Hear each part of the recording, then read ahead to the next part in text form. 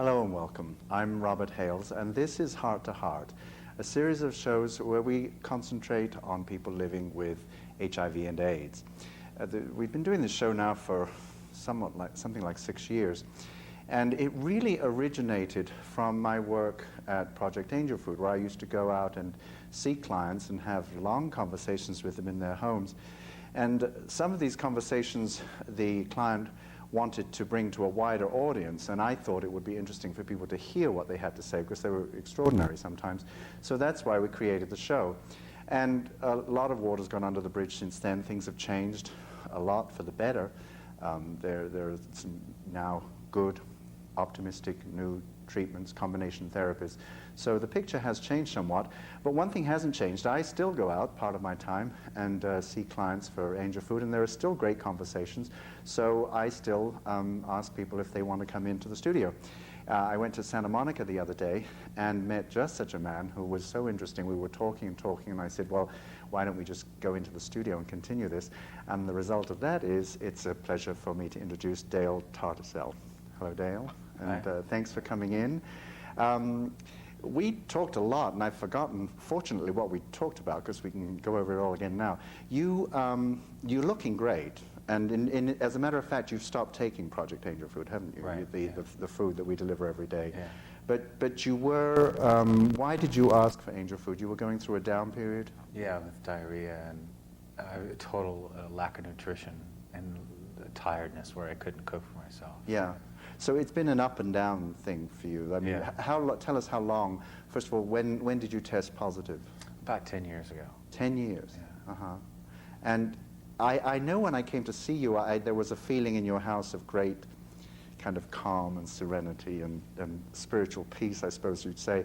And I thought, this is a man who's just had a nice, easy ride for the last 10 years. But that's not really so, is it? When you tested 10 years ago, did you think, were you surprised by the result? No.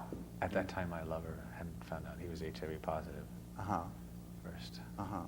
And when you met, had you been together a long time by the time you tested positive? Quite a few years, yeah. I think it was quite a few. So when you met, HIV was not a factor, really? No, it wasn't, but it was something that we knew about. I see. And we knew how you can get it at the time, too. Yeah. And in those days, tell me, in those days, did you immediately start practicing safe sex? In the very beginning, when I first heard about it, yes, we did, but there was always times when we were drinking or something that it wasn't always safe. Do you think that's still, I mean, in all these years, is that still the case, that you kind of know about safe sex and you know that you should, but sometimes you kind of fall off the wagon a little bit? Oh, absolutely. Really? Yeah. I don't think with myself that I try to practice safe sex, but having a lover, I don't have to worry about that as much. You don't? No. Well, because I mean, you're both positive. Yeah. We're talking about a new lover now. Do a lot of things that are unsafe, though, either. Right. But isn't there a factor, because we used to talk about this, that if both of you are positive, that you still should practice safe sex because there's this reinfection thing that goes on? Yeah. But I don't know, though. I don't feel like I'm worried about that, though, as much as I was about infecting someone that's negative. Yeah. That would be tremendous for me to do. As a matter of fact, when I wasn't working for Angel Food, I worked for AIDS Healthcare Foundation for a while, and they were one of the doctors there was saying that there had been studies that showed that reinfection wasn't so much of a factor, that they were finding out that it really wasn't. And that's a dangerous thing to say, because suddenly people are going to throw caution to the wind, you know, and just have unsafe sex and things, you know, they can get away with it. So I wouldn't want to get into that story, but apparently they were saying that it's not such a big factor. But anyway, did the two of you test together? No, Joe tested before I did. And he turned out to be positive? He turned out to be positive. And mine kept coming out negative until one day it came out positive. Really? Yeah. So you were for a while there a sero-different couple. Well, I actually think I was HIV positive the whole time. I think I was infected by my first lover. And I don't know why I was testing negative at the time. It might have been my healthcare program at the time. Yeah. So what was the what went through your minds when you both were positive? This was, tell us what year it was, because that makes a difference. Oh, what year it was? Well, you said 10 years about ago, 10 years so it was something like 88? Yeah. 1980. My memory's not all that good when it comes to years. No. Well, but it was well, 10 years ago anyway. What was it like? God, that was such a tremendous time for me. I think he took it well, and I didn't take it so well. It was so stressful for me to deal with, and it was when I started therapy also. Uh-huh. And it was pretty tremendous. He handled it so well. I don't know. I didn't handle it very well at all. But it was a kind of a bonding thing, but then pushed us away. Well, it's funny you say that, because I've seen both things happen in relationships where it can bring people together, but then for some reason the dynamic is different with some couples, and it pushes them away. Explain how you bonded, but then it pushed you away. Explain. Well, actually, I pushed him away. I think it was so hard for me to deal with. He dealt with things so easily, and things didn't come so easily for him. And for me, it was so stressful and taunting and overwhelming. Overwhelming, but then why did it make you push him away? I don't know. He was such a sweet guy. I don't know why I ever gave him up. He was wonderful. So it did. Still is. So you did break up. Yes. Was it because of HIV, do you think? No. I think I wanted to try. I wanted to be out into life and not be constricted to a relationship at the time. Oh, okay. Well, that's not an HIV issue. That's No, just it a wasn't, standard no. relationship thing where somebody wants to get out Yeah. and sow their oats a little bit. Uh-huh. How long had you been together? I think we were together about 7 years. Really? Altogether, including the dating part. Mm-hmm. That was in there. Yeah. So you did split up. Was this the one you had joint custody of the dog with? Yeah, we still share the dog. Oh, so you still see each other? And stuff. Yes. Yeah. Uh-huh. About every 2 weeks. So there you were out in the world, but feeling terrible, feeling weird about sex. How did you get out and meet people and lead what they call a normal life? Yeah, but I was depressed, I think, actually. Yeah. And it was hard. But I was always outgoing, and I had lots of friends, and a lot of people to talk to and to hang out with. Yeah. Did you go to groups? Yes, I first experimented with therapy and started to deal with that, and then he in turn started groups. But they were never HIV positive groups. They were always mixed groups. Mixed in what sense? Just gay men. Oh, and, I see. And So I it was wasn't- always the single one that was HIV positive, it seemed, which is okay. But that's odd. That I think it's good, but it seems unusual to me to have a group where you just happen to be HIV positive. I mean, normally there are groups for that. Right. Yeah. But so This was more. It was a spiritual group. I think it was that I needed to connect with something or someone because I was suicidal and I was depressed. yes, now this was this immediately after you tested positive, or did it go on for some time? Oh, it went on for a long time. Did it? Yeah. I think up until recently, 4 years ago or so. Really? Yeah. And so therapy, individual therapy, helped a bit, Yeah. and then the group helped a bit. Yeah. And my therapist was also HIV positive, and he was so healthy and was such a good role model through the whole thing. Yeah. To be able to see him and. Were you healthy at this point? I mean, did you have immediately symptoms? No, I was healthy in the beginning. Uh-huh. Very healthy. But did you think of it, because in those days, 88, it was still those early days of monotherapy and huge doses of AZT and all that stuff. What went through your mind? Did you think of it as a death sentence? I mean, did you think you were going to die? Uh-huh.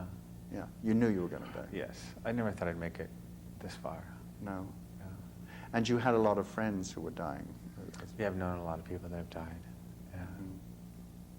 And in the beginning through now. Yeah. Still dying. And did you take care of any of them? I mean, were you a caregiver? Yeah. I've helped. I've helped some people along the way. Mm-hmm. But no, I've never really taken care of. I mean, I've helped them with their medicine and sat with them, gone to the hospital. With that, I think you said to me at one point that's a problem, being HIV positive and working with people who are HIV positive and seeing people die. Do you still find that a problem? Like, I find it hard, but it's not something I want to do anymore, though. It's something that I can actually say no to now. But before, I thought I was obligated to help people that were HIV positive. If I was the healthy one now, to help the one that wasn't healthy. yeah.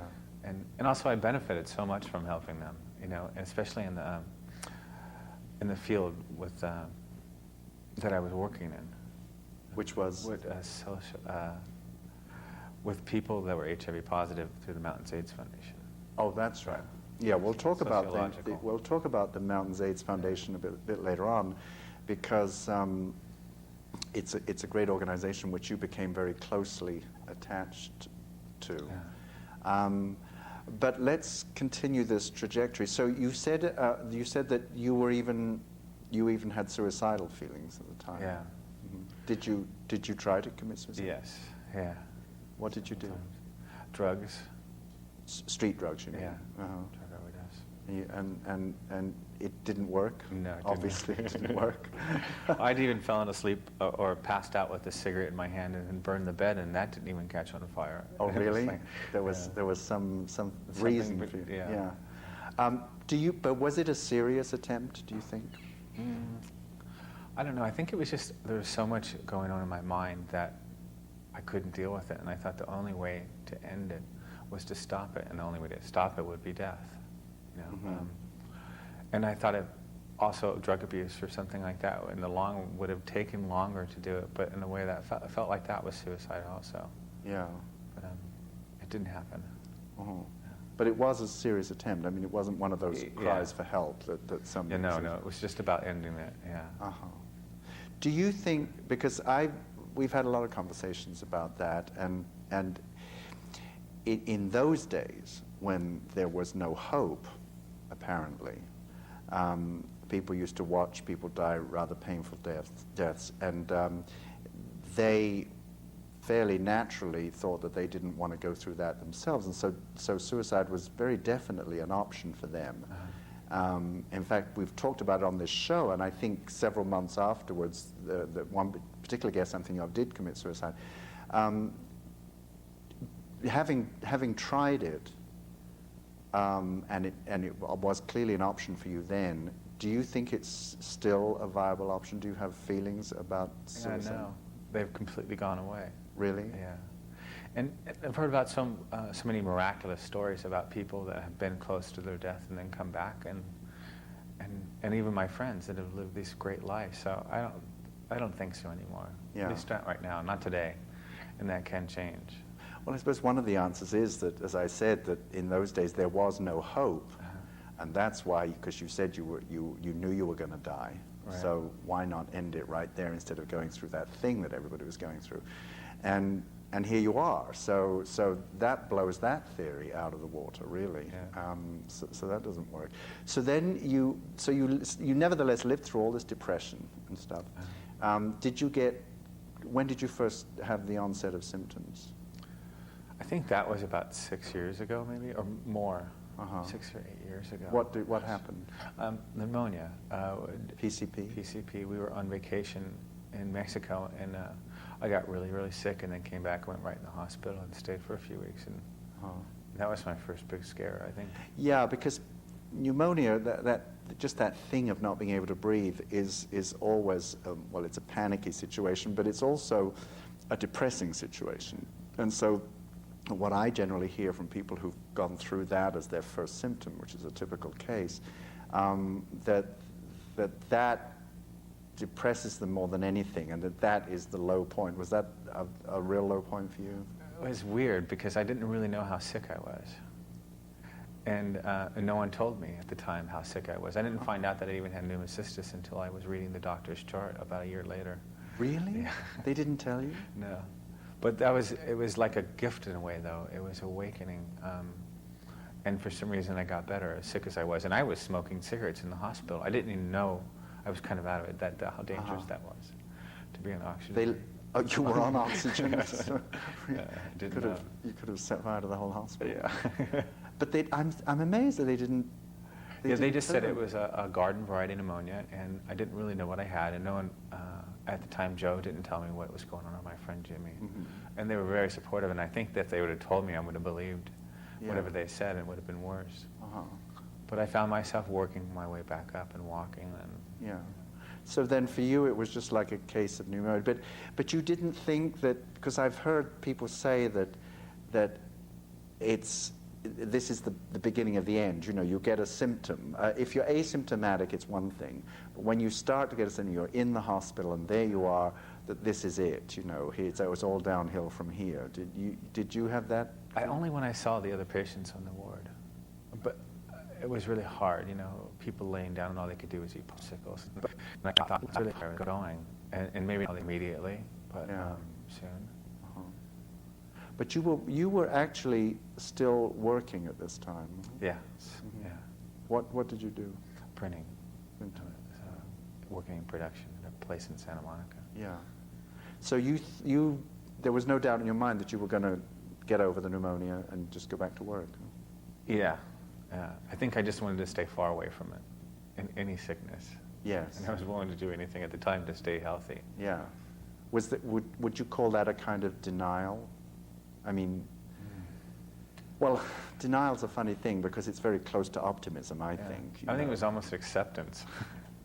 Acceptance. Acceptance of the illness, and then I probably could sick and die. Yeah. But there was something that kept me going. You just wanted to stay away from it. Uh-huh. Yeah. Were you at the time? You said you felt obligated to help people with HIV. Were you at the time doing any kind of volunteer work or nothing? Nothing. Nothing at all. So you were really concentrating not on the HIV but on the living part of it. Right. Yeah. Uh-huh. And you were still with Joe at this time. So when did things change? You went back to work, and so you were living a kind of fairly normal life at that time, Well, albeit depressed. Yeah, semi-normal, I guess. Yeah. But how did you, this is a question I always ask, really, during that difficult time, because people watching this show are probably going through similar stuff, you know, not necessarily HIV related, not necessarily illness related, but what ways did you cope? I mean, you obviously were depressed to the point of suicidal at one point. How did you cope with it? How did you come out of that? I think the beginning was drugs and alcohol.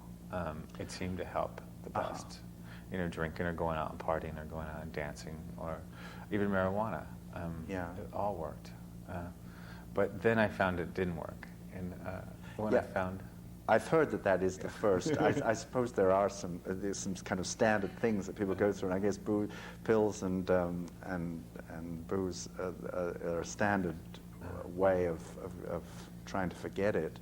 So you did that for how long? I know time is difficult. Yeah, for quite a while. For quite a while. Yeah. But when I found therapy, though, is when I discovered that there was another way, I think, for me spiritually.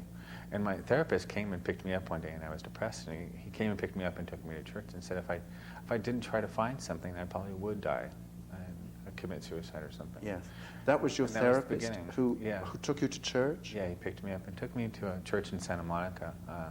Isn't that a bit unusual? I mean, for a therapist to recommend a church that... He took me to quite a few things before I found something I liked. Really? And that day, Reverend Malcolm Boyd was there, and he spoke about AIDS, and it was kind of it was awakening awareness of I cried for the first time in a long time, sitting in church. Really? And then it kind of changed. What made you cry? Just a comfort, and I felt relief. I felt a lot of love that that it was okay to have AIDS, you know, and that it was okay to be sick or to be HIV positive. Was it the minister who in his preaching that gave you that feeling, or was it just a kind of thing that came over you sitting in church? It just was something that came over me because it was talked about and it was written down that that's what the day's sermon was supposed to be about, and I couldn't believe it. First off, there was a gay priest in the church too, and it made me feel comfortable. Oh, he was gay. And what about the congregation? Was it a regular congregation, or was it a gay church? Mixed. Mixed. Yeah. So that, how did it progress from there? I mean, you felt better then, but very often people have told me that they go to things like lectures or church and somebody's preaching, and it makes them feel good momentarily just because of the wave of love and compassion and optimism that's in the room.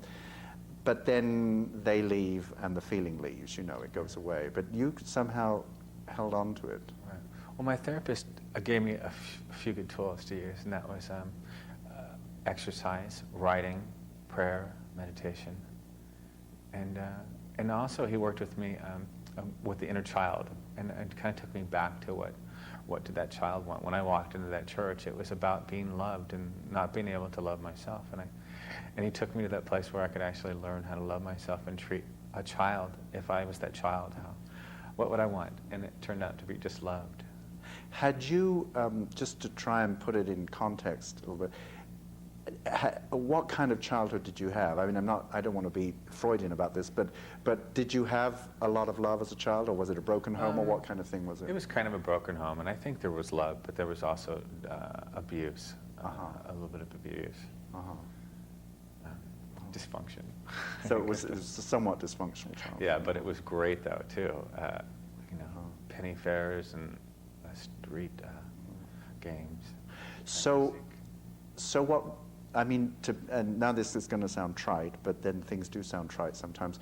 What really saved you in this difficult journey was a feeling of love from from within yourself or whether it's from other people, but the feeling of being loved and loving yourself, I suppose. Yeah, I think that was the key though, loving myself. Really? I think I was really loved, but I don't know that I recognized that. Mm-hmm.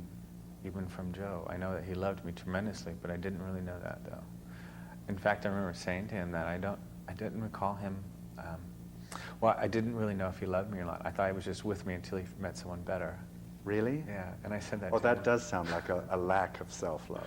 Yeah. That you don't deserve being loved or whatever. Yeah. Uh-huh.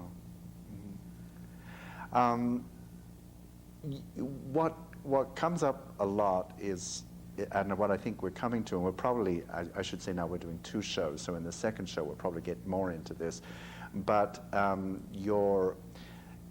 in a sense, your life raft was spirituality for you, for want of a better word, a love of yourself and love of God and whatever. Had you always been, a spiritual person? Had you been in an organized church? Were you a religious person? Not really. I was raised Mormon, but not really strict. No. No.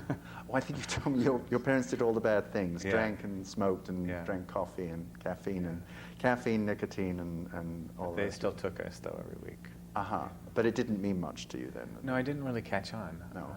I Well, didn't then- pay attention.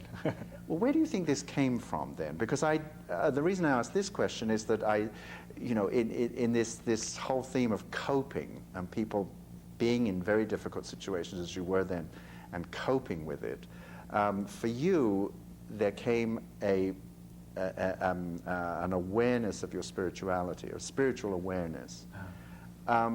Did that come out of nowhere? I mean, do you know why that saved you? Do you know where it came from? Have you any idea? It was my therapist that helped me. And what it was discovering that for myself, and this is always sounds scary for me to say, but that I wasn't the body. I think because of AIDS, it made me so scared that I discovered that I was the spirit inside the body. And that was the key for me. And I don't think I had that all along. I felt something, but I didn't know what it was. And I just felt special, is what I felt, but only to myself. This new feeling was that you felt special. Yeah, and there was What? Can you explain that just a little bit? How did you feel special? I felt protected, I think. I felt that that no matter what, the AIDS, if I got sick, or during the sickness, I think, that I wasn't going to die. There was a man in the hospital named Jay Guerrero, and I didn't know how sick he was. I was also sick at the time, and he was right next door to me, and he had KS, and he was blind in one eye, and every day he'd get up and he'd walk around in the hospital, and he'd bring the paper over to me. He'd read the sports section and bring the paper over to me, and he was so content and so at ease, and he was dying, and I didn't know it. And he kind of gave me that gift, that I was a spirit and not the body. And he seemed so content and full of love and peace. And I think he showed me that. I think he was one of the people that showed me that I was the spirit and not the body. Do you have a fatalistic view, that view that he was put there to tell you and that... No, I just thank him, though. I mean, it's just funny how it happens. It could have been someone else, or it could have been the wrong timing, for me. Yeah. So you don't think that these things happen? It's just fortuitous. In other words, it's just by chance. Yeah. It's not. Yeah. But you do feel. I think you told me that God is there and guiding you. Didn't you say that? Yeah. So that's what turned you around then, clearly, from the days of heavy drinking and partying and suicidal thoughts and so forth. Well, what we're going to do is explore that in a lot more depth in the next show. This show, believe it or not, is coming to an end.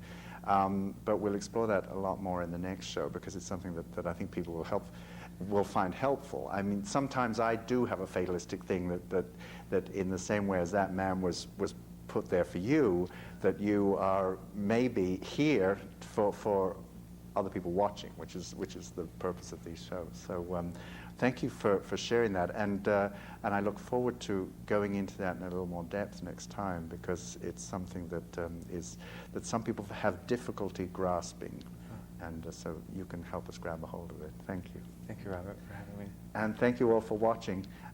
We always try to grab something out of the show to do this close, and the thing that you grab out of that, seems to me, is love. And I know it's a term that's overused, and we in the AIDS community have used it again and again and again, but it's certainly what saved Dale, and it can save other people too if there is somebody out there to give love and compassion, which is your part. Thank you all for watching. We'll see you again. Bye-bye.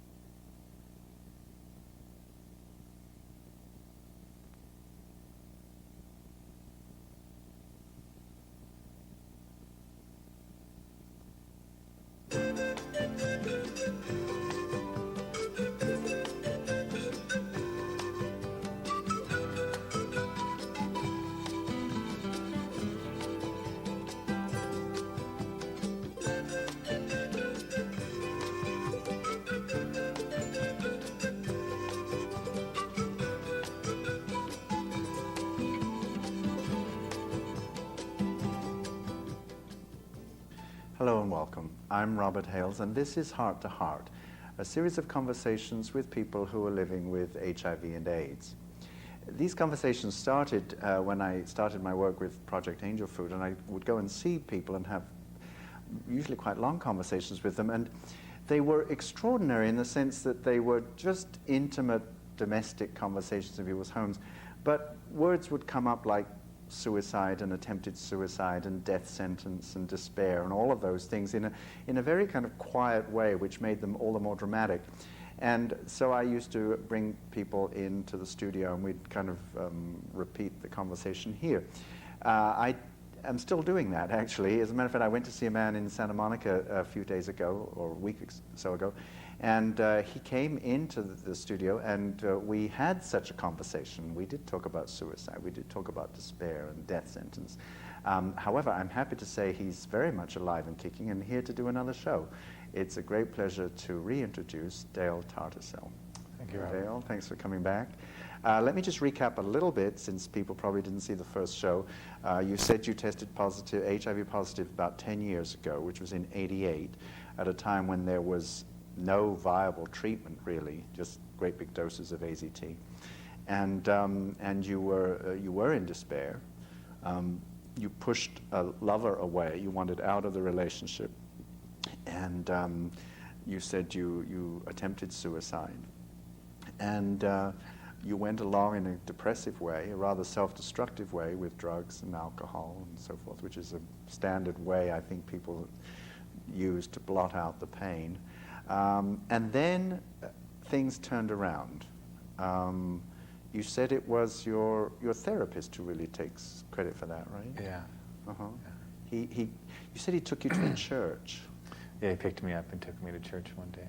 That's an odd thing for therapists to do, it seems to me. I mean, they usually kind of give you options and then push you out on your own. But and describe again, because I think this is the kind of key to what we're going to talk about this time, the feeling that you had in the church. I mean, you went in not knowing what to expect, still feeling pretty down, and describe the feeling or the experience that you had in the church. I think it was acceptance. I felt like I was accepted finally for being gay and also having AIDS or HIV at the time. It was like being that I was loved, that it was the start of it all. And I think he may have even said that you can't really truly love anyone until you truly love yourself. And it was that same day that he had said that. And, and it was. That is one of those. There are so many things that sound like platitudes, but the only reason they sound like platitudes is that they're repeated so much because they're true. That you can't really love until you start loving yourself. Was it?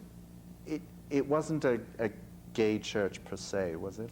No. But it did have a Reverend Malcolm Boyd, who was, I guess, been in a long-term relationship with another man for a long time, and he was the reverend there at the time. And you said that you'd had your share of love in your life. I mean, it's not as if you were an unloved person. Right? Yeah.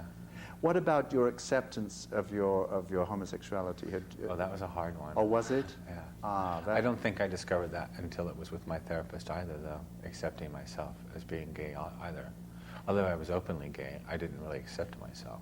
I thought it was a terrible thing, and I was going to go to hell. You had a problem. Now, why did you think you were going to go to hell? I mean, that's a that very Roman Catholic I think that was thing. one thing I picked up in the Mormon religion.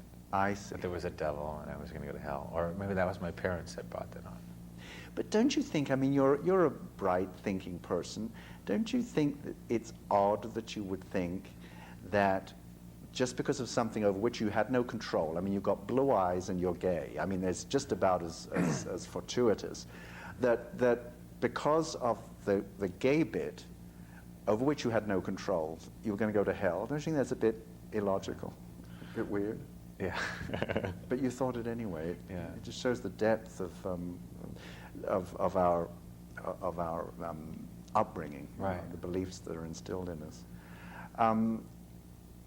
So you really didn't fundamentally accept the fact that you were gay. Yeah, and it mostly had to do with sex, because of gay sex and my view of what other people thought about it, and then of course I just thought bad about myself because of it too.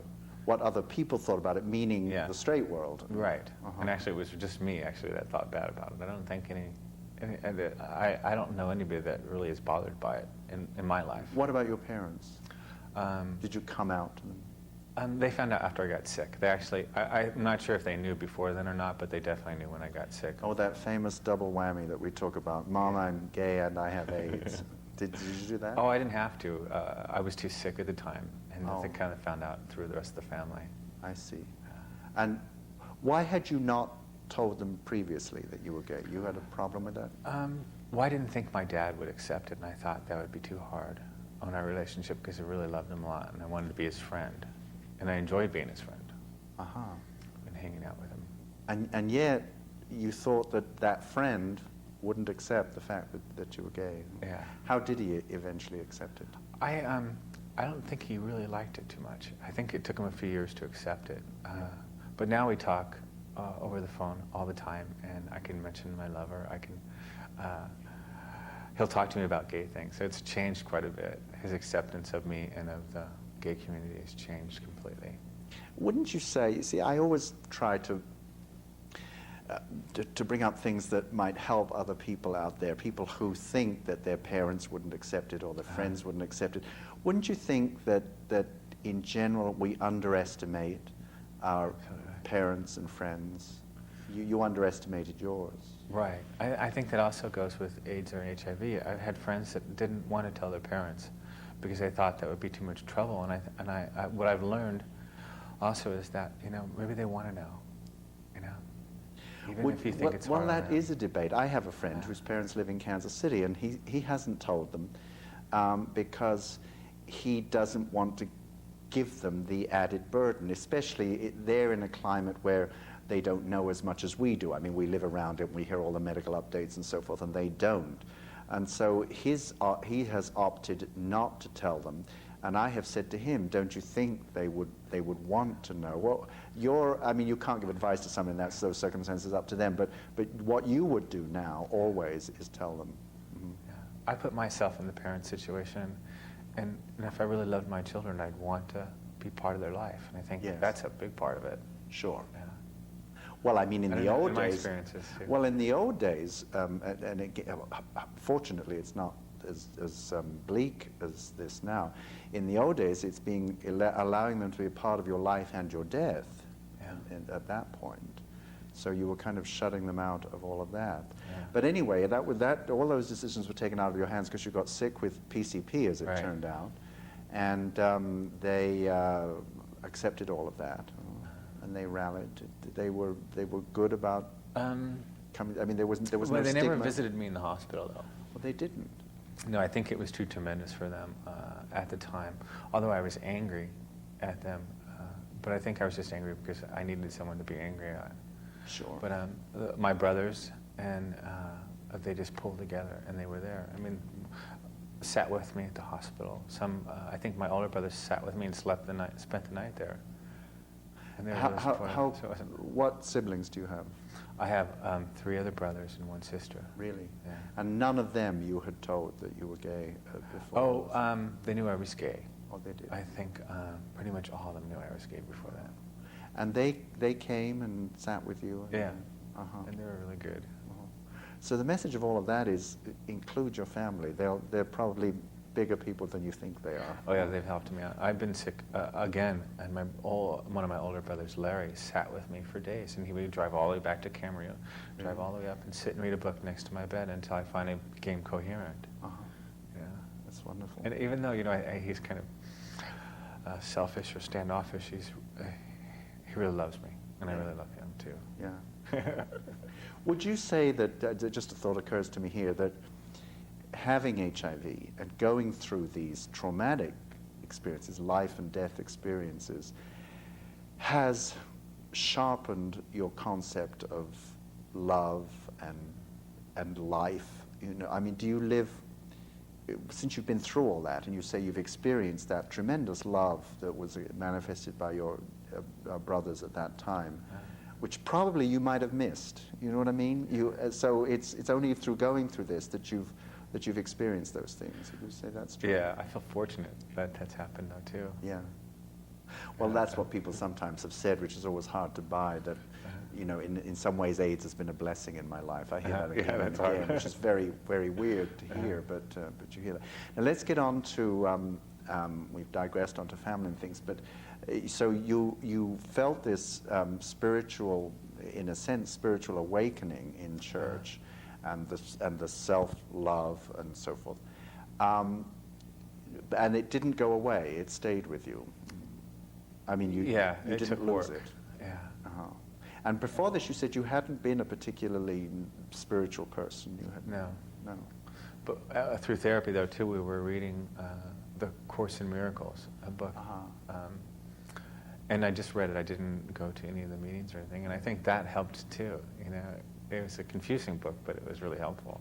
Well, in those days, I was involved because Project Angel Food, for whom I work, was founded by Marianne Williamson, who used to still does lecture in A Course in Miracles, and so that was very big in the foundation, the early days of Project Angel Food, and I know that a lot of people used to get a great deal of spiritual satisfaction from those lectures. You didn't go to the lectures, but you read the book. Yeah, but we read them in the group. We got the little cards every week, and it gave us a week to think about what was in the card, and we could talk about it next week. Now, the group you mentioned, this is a group not specifically for HIV positive No, people? just a a gay gay men group. support group. Uh-huh. Yeah. And were you the only one who was HIV positive? Yeah. Really? Yeah.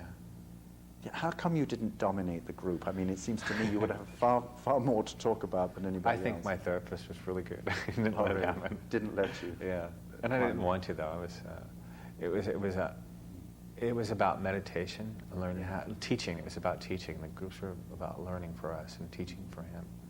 Now, what I'm coming to is a much fuller manifestation of your spiritual awakening, which was your finding the Mountains AIDS Foundation, right? The Mountains AIDS Foundation, which is still based in Santa Monica, is it? Yes. Yes. Explain how you found it and what it is. Well, I found I had an APLA buddy at the time I was sick, and she had been going to a therapist, and then she recommended I go see her. And then this woman had already had a group started, and she started another group for us, for people that were AIDS or HIV positive, and struggled through that group for quite a long time. And then they asked, I asked them, they had a retreat, and they needed someone to go along as an emergency person in case someone got hurt or something. And I asked them if I could go. Then they finally said, yes, you can. So the Mountains AIDS Foundation has support groups. Support groups, and it's specifically for people with HIV, right? Yes. And then the retreats is something they do which nobody else does, or they certainly do it in a much fuller way. Explain the retreats, what they are. And Well, what they do. it's a 5-day retreat, and it's wonderful. You get to eat all you want and relax. It's really, I think there's a little like bit getting more away. to it. Yeah, it's like getting away though, but it's a great vacation. But but they do a lot of therapy though. We do drawings, body drawings they're called, where you describe the AIDS virus in your body, and then you describe your spirit, and you also describe what could heal you. When you say body drawing, is it an outline of your body? Yeah, outlining your body, and then you lie down, yeah. and they draw an outline of your body, and then you have to fill it in. And you fill it in. Where did you put your virus? Do I remember? I've done so many of them. I don't remember. It changes really? all the time. Uh-huh. Yeah. Well, where are some of the? Because I'm just trying to get a handle on what it means. Everyone was so different, and a lot of colors. People put little plus signs all around their body, and then some people had KS, so they put it where their KS was, or the virus is really dark in their bodies. The plus signs meaning HIV positive? positive, yeah. I remember one plus signs all along the body, that line of the body. And these retreats are at Zaca Lake, Zaca Lake, yeah. Which is where? It's in Santa Barbara. I guess it's one of the only natural lakes up there. Yeah. Up in the wine Isn't country. it an old Indian... ritual and burial grounds. I think there are 3 burial grounds there. And the Indians are the Chumash Indians burial grounds. And you said that one of the Indians was Tachua, yeah. He was the medicine man, and he was there at the time. And wonderful man. And he would come and talk to. He would come and talk to the group if we'd ask him, yeah. And you could talk to him if you saw him walking around.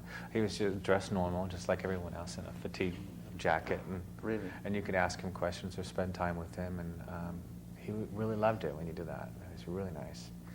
But for some people, and I count myself in this group, we might feel, well, it sounds kind of okay, but I'm not sure I could do all this, and I might be turned off by it, and it might be a little bit new age mumbo jumbo for me, and there must be that feeling that some people have.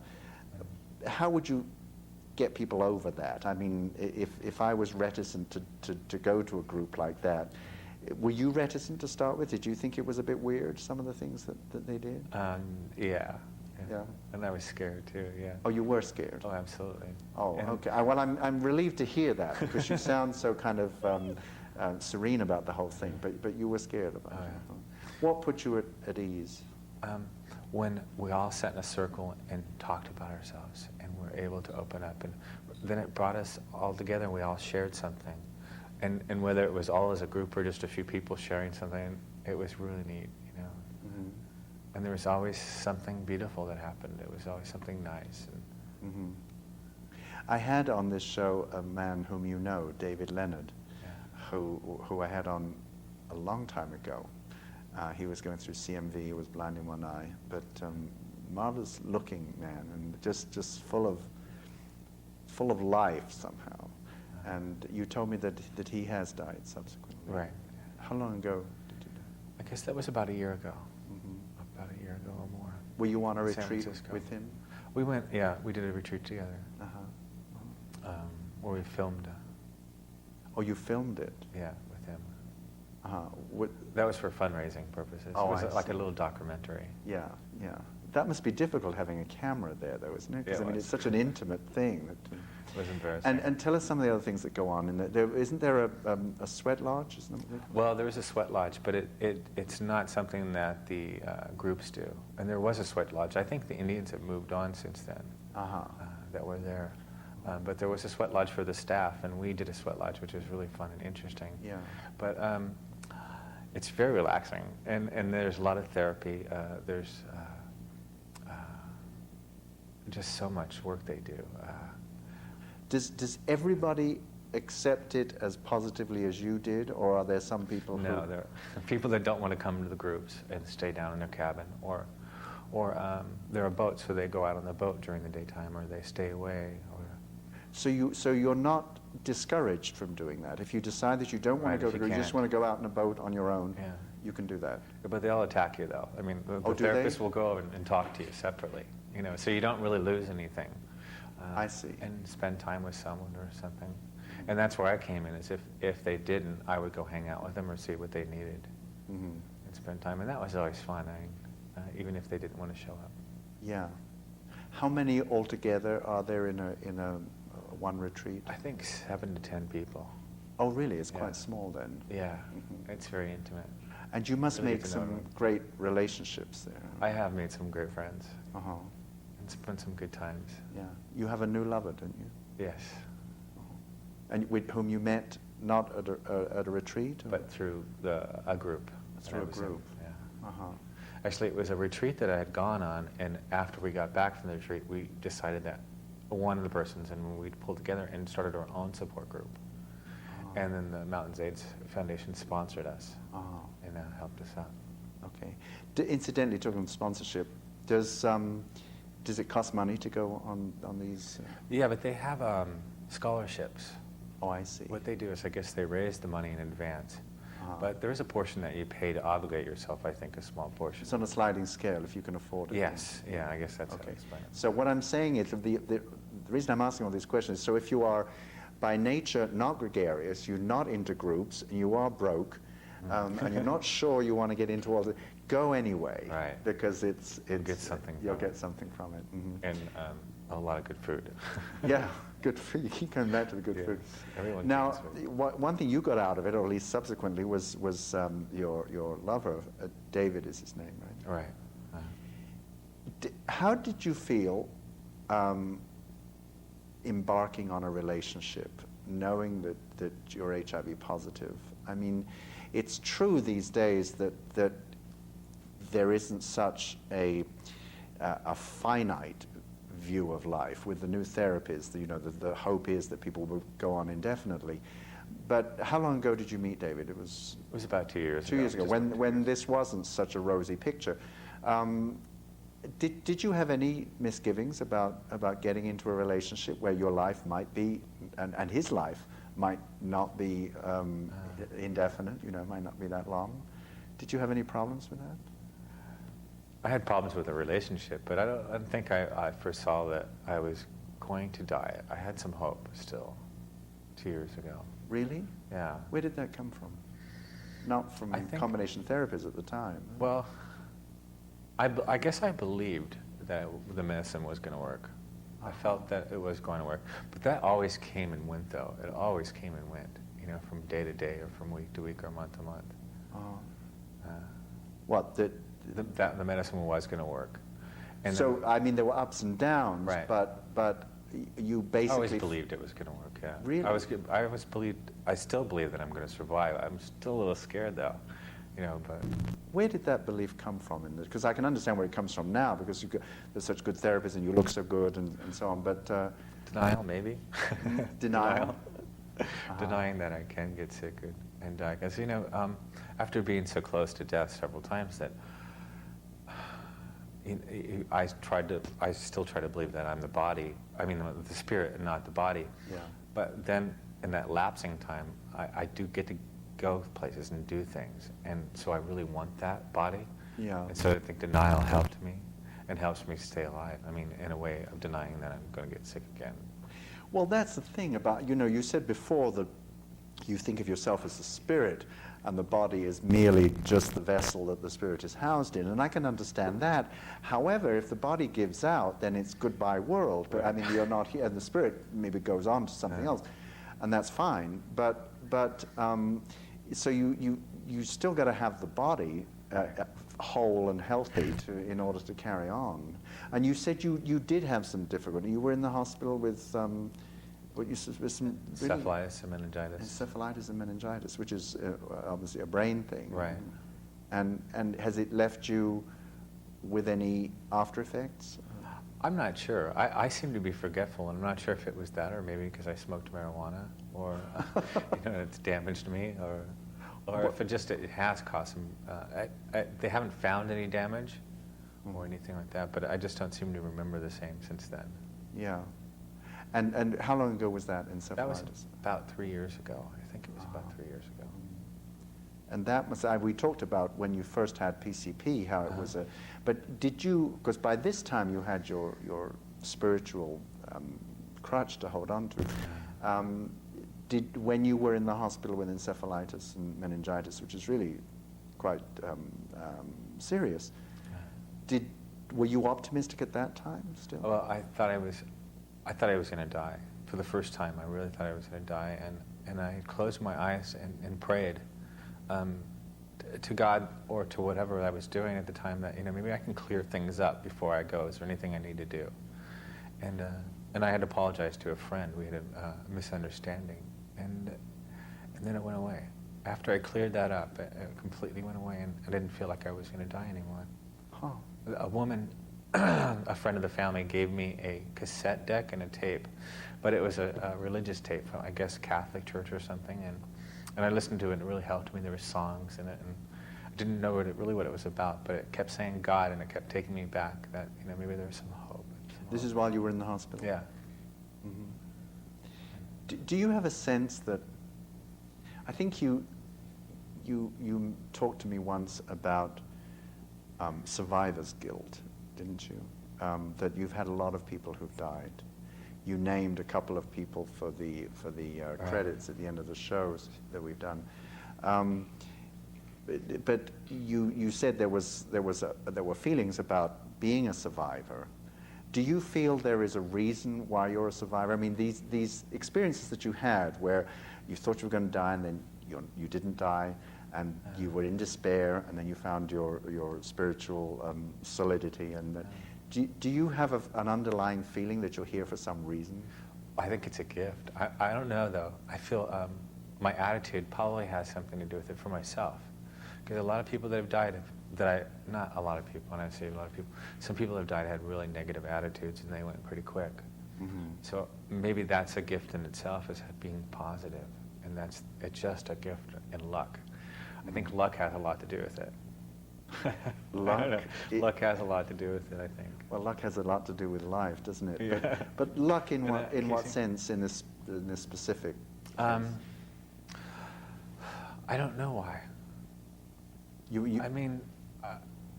Well, luck in the sense that you were given this spiritual awareness, or Well, I almost don't want to say it, but because I feel funny saying it, but I think that there is a reason that I'm here, and I'm not sure if it's to help anyone else, or if it's just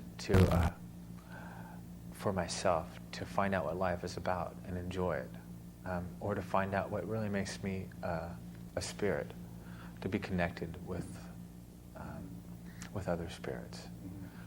And I don't want to well, sound maybe. funny. Well, no. I think I think it's great that people are able to say those things, because they might sound a bit funny to you, but they don't sound funny to other people.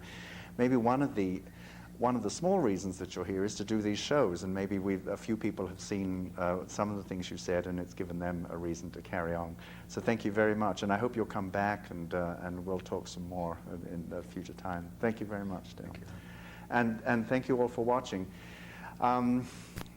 I suppose that anybody watching Dale and thinking about his life and hearing what he said realizes that there are times in our life where we don't want to go on. There are times where we think that it's the end, as he said, but nevertheless we pick up and we go on. Somehow we find inside ourselves something that whether there be a reason or not, that it just makes us go on.